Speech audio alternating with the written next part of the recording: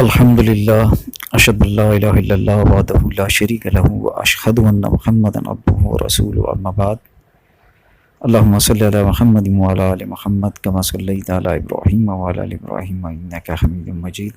اللہم بارک علی محمد وعلی آل محمد کما بارکت علی ابراہیم وعلی آل ابراہیم انک حمید مجید۔ بھائیوں نے مجھ سے سوال کیے کہ آپ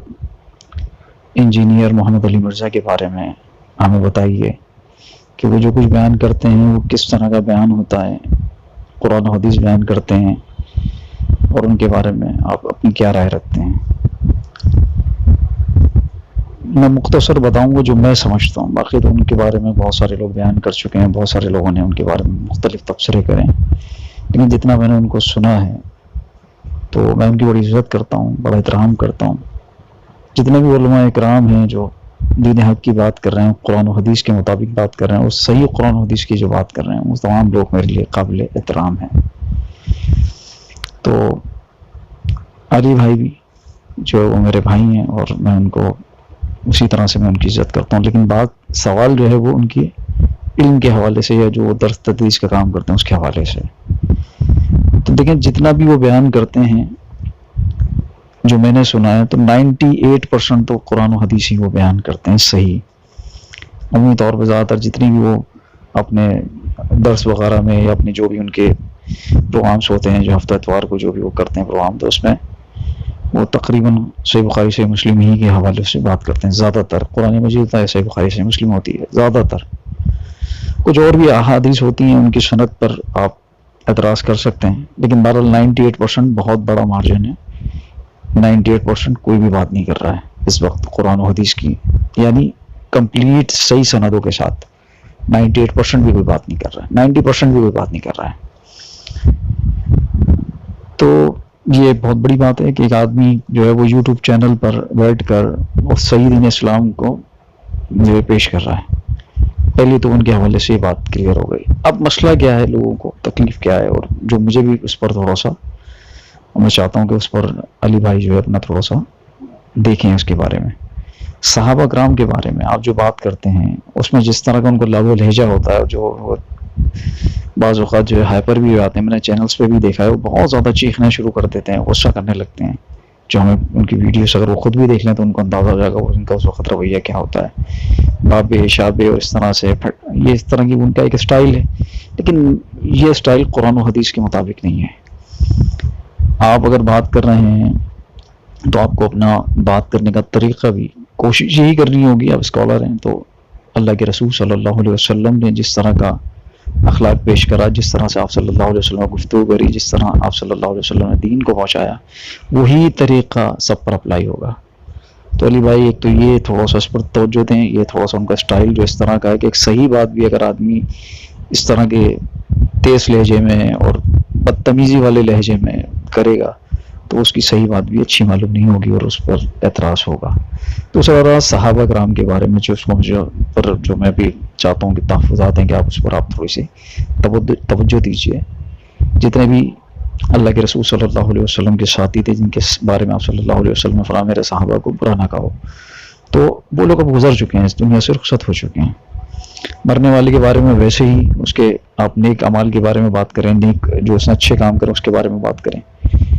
جو اس کا برا کام ہے جو اس کی بات کر رہا ہوں میں، جو لا الہ الا اللہ محمد رسول اللہ پر اس دنیا سے چلا گیا، اس کلمے کی شہادت اور اس گواہی کے اوپر چلا گیا، وہ تو صحابہ تھے، آپ صلی اللہ علیہ وسلم کے ساتھی تھے، تو ان کے بارے میں تو ویسے ہی ہمیں بڑا محتاط رہنا چاہیے۔ اور آپ صلی اللہ علیہ وسلم فرمان بھی کہ میرے صحابہ کو برا نہ کہو۔ تو آپ معاویہ رضی اللہ تعالیٰ عنہ کے بارے میں بات جو کرتے ہیں یا بنو امیہ کے بارے میں جو بھی بات کرتے ہیں، حدیث میں بے شک موجود ہے، لیکن اس کا مطلب یہ نہیں ہے کہ وہ چیز ہمارے لیے لوگوں کے لیے جو ہے وہ اس پر جو ہے وہ غم و غصہ کا اظہار کرنا یا ان کو برا بھلا کہنا یا اس طرح کی بات کر کے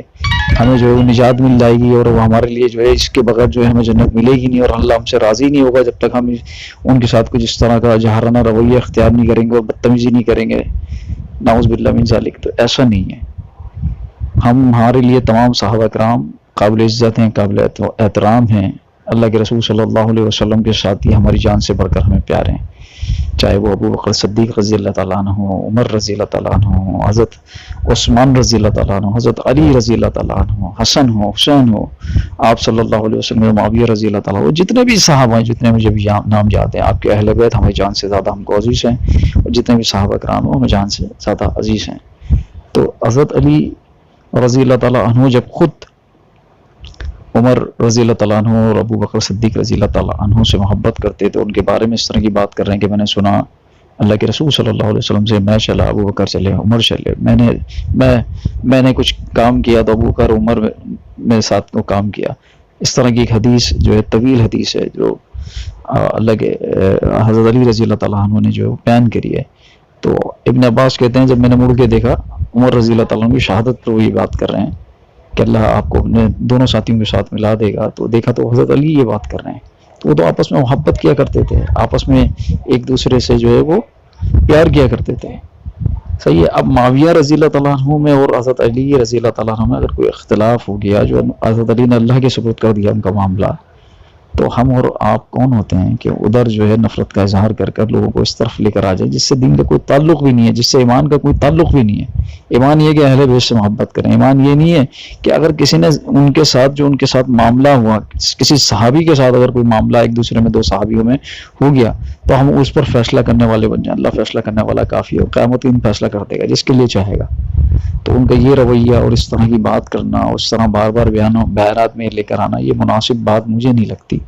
اس کا آپ نے ایک دفعہ بیان کر دیا ٹھیک ہے، آپ ہر بار بیان کر رہے ہیں تو اس کا پھر مقصد کچھ اور لگتا ہے، نہ کہ اس کا دین اسلام کی تبلیغ لگتی ہے. آپ لوگوں کو اصلاح کی طرف پہلو اصلاح کریں،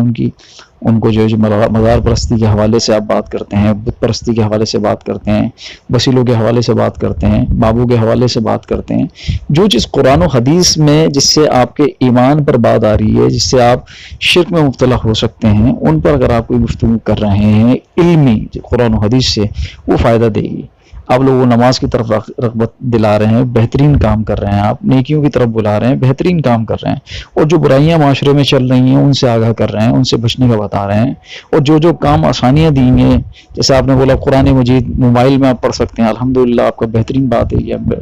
قرآن مجید آپ کے وہاں موبائل میں ترجمے کے ساتھ پڑھیں، ترجمے سے پڑھیں، اللہ کی کتاب کو پڑھیں، احادیث کو پڑھیں. بالکل ٹھیک آپ کی بات ہے.